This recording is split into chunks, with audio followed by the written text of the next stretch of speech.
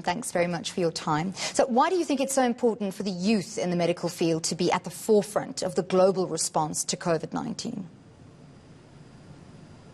Good evening, Annalie, to you and your listeners. That's a very important question.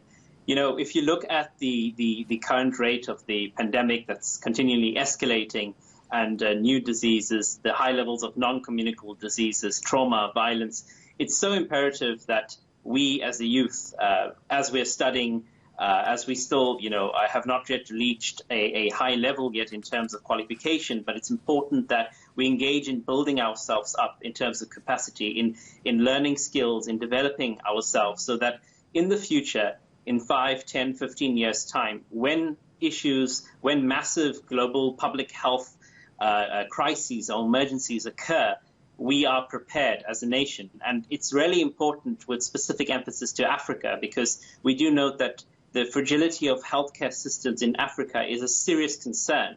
And if you look at the demographics of the continent, Africa is extremely young. You have more than 60% of the continent under the age of 25. So it's really crucial that we as the youth are developed and to meet the challenges of today and tomorrow. In academic fields, experience and expertise are often valued very highly. Do you think there is room for youthful, out-of-the-box thinking in terms of dealing with pandemics and new emerging diseases like COVID-19 and their treatment? Yes, I do think there's room for that. Essentially, whilst we do respect and we really do value and appreciate the public health experts and the esteemed scientists who are really working day and night on this issue and many of the public health issues that we do have, sometimes it's really good to have someone who's new into the field, someone who offers a different perspective.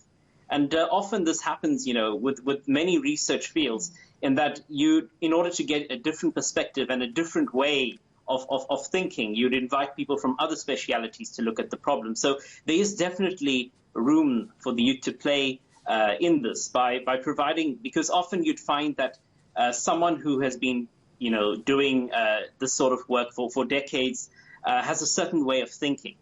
And by bringing a youth perspective into it, they may offer solutions that are a bit more out of the box, a bit more unconventional, and often that's how you'd have to think, to possibly provide potential solutions to this.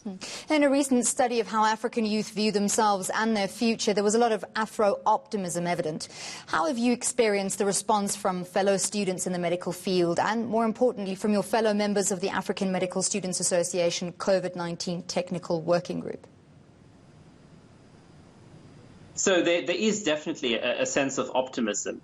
There's this really sense of passion and enthusiasm amongst the youth, amongst young medical students in Africa, that they really want to not just sit back on the sidelines, and they want to be involved actively in assisting in various campaigns, be it awareness, be it through research, be it through providing mental health support, which we know is another critical issue, noting the high levels of anxiety that can be challenged in these times. The youth really do want to provide support to ensure that they are not just sitting back, but at the forefront of this response. And as a fellow African, I'm proud and honored to be working beside such individuals and to be seeing that the youth are optimistic and are driving change. So with 15 countries working together, what are the aims of this working group? So this working group falls under the domain of the Federation of African Medical Students Association, which represents students from over 30 different countries with approximately 6,000 members. And the reason that this technical working group was created is essentially to lead a youth-wide continent response to the pandemic. And so far, whilst we've just started, we've come up with 3 main areas of intervention.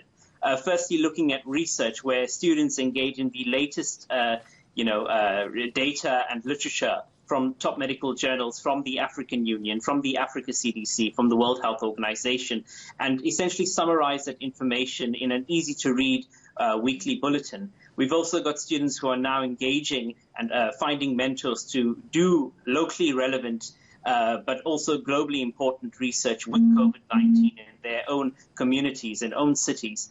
In terms of the second domain being a public health response, whereby we are leading various movements to create awareness about COVID and really to bust fake myths and fake news, which is a serious issue. Due to lockdowns, this will mainly be kept to an online movement, but slowly we shall try to work through media such as news, such as TV, radio, and then go out into communities wearing the necessary protective equipment. The third campaign aims to look at highlighting the issues surrounding COVID-19, but really doing it in an inventive way by using poetry, by using art and music to share the challenges of frontline workers, to create awareness of COVID-19 and bust fake myths and provide support to the general population. So those are just some tasks that have been outlined, in our first few weeks of office. Very important work. Good luck with that. Thank you very much for your time. That was Kapil Narain from the University of KwaZulu-Natal.